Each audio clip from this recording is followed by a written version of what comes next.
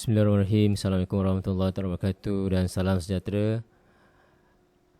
Acceleration, deceleration candlesticks.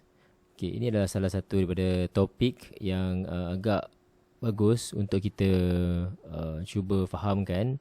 Okay, ini juga adalah salah satu daripada checklist yang kita perlu ada sebelum kita masuk entry. Okay, apa maksud acceleration, deceleration candlestick? Okay. Maksudnya kalau acceleration ni kalau kita nampak candles yang besar, panjang ataupun morobozu kan, itu adalah acceleration.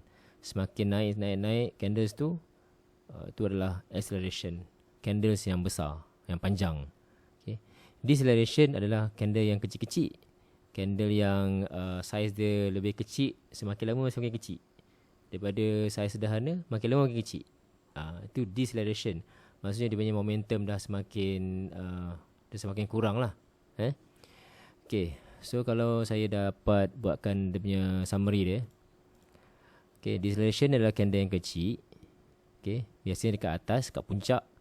And then masa yang terbaik untuk dia patah trend. Maksudnya kalau dia ada trend menaik, tapi trend tu semakin lama, candle tu semakin lama semakin kecil. So dia ada masa untuk dia breakdown lah, break ke bawah. Okay. And then acceleration adalah candle yang besar. Biasanya dia berada di bawah lah, di area support. So dia besar naik ke atas. Ke atas deceleration, di bawah adalah acceleration. Tapi acceleration ni masa yang kurang bagus untuk entry. Kalau kita terlepas entry, so kita kena tunggu dia punya setup yang baru lah. Okay. Deceleration maksudnya candles yang berada di atas, candle yang kecil-kecil. Deceleration, kalau saya ulang balik, candles yang kecil, ianya biasa berlaku di support ataupun resistance. Kalau untuk buy call, dia berada di resistance lah, ke atas. Kalau kita nak buy put, dia berada di bawah lah, di support. Okay. Signal pengakhiran candle movement. Maksudnya kalau kita nampak candles tu deceleration, maksudnya di atas puncak tu dekat resistance tu makin lama makin kecil. Maksudnya pengakhiran candle punya movement. Maksudnya candle tu dia punya movement dia tu adalah yang terakhir lah sebelum dia akan buat reversal. Macam tu. So jika terlepas, kita kena tunggu pullback dan jangan entry ketika acceleration. Okay. Kalau kita dah tengok candles tu dia dah berada di puncak, candle pula semakin lama semakin kecil size dia, kita jangan entry. Okay. Kita cari dia buat pullback lah. Pullback maksudnya dia nak buat retracement, wave 2 ke, ataupun wave 1, 2, 3, 4, wave 4 ke, then kita boleh beli. Kita boleh entry lah. Maksudnya tunggu dia pullback. Right. Kalau kita tengok kat sini pula, okay, ini strong candle ni maksudnya dia panjang lah. Seakan-akan macam morobozu. Kalau tak ada echo ni morobozu kan, dia besar. So besar ni momentum dia kuat lah. Kalau kecil ni candles dia momentum dia kecil. Less momentum lah. Little momentum kat sini dia tulis. Kalau candles dia kecil, makin besar. So high momentum. Ini little momentum, small momentum, high momentum. Macam tu. So ini kita panggil momentum deceleration. Makin lama makin kecil momentum dia. Sebab candles dia makin lama makin kecil. Daripada besar menjadi kecil. Ini momentum acceleration. Daripada kecil menjadi besar. Kita kalau boleh, kita lukis trend line. So nampak candle tu dia break kita punya trend line, dia patah trend tu, maksudnya dia tengah buat pullback ataupun dia tengah buat correction lah, korektif. Okay. Kita tengok dekat trading view. Okay.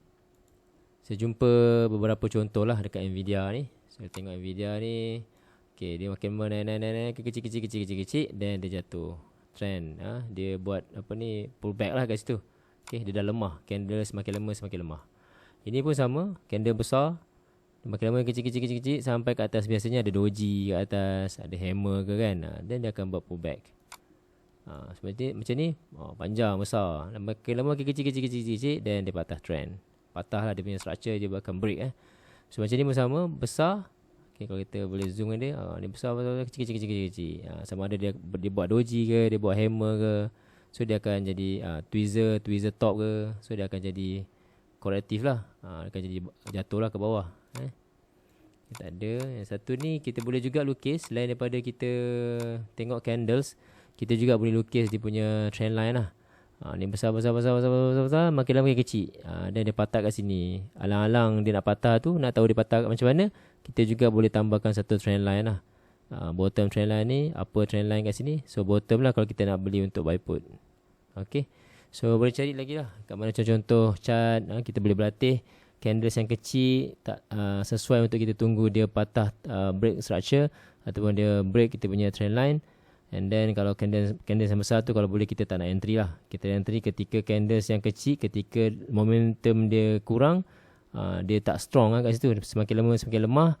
Apabila dia lemah, dia akan jatuh. Alright, itu untuk buy call lah. Kalau dia buy put, sebaliknya lah. Alright, so semoga bantu. Thank you, bye bye.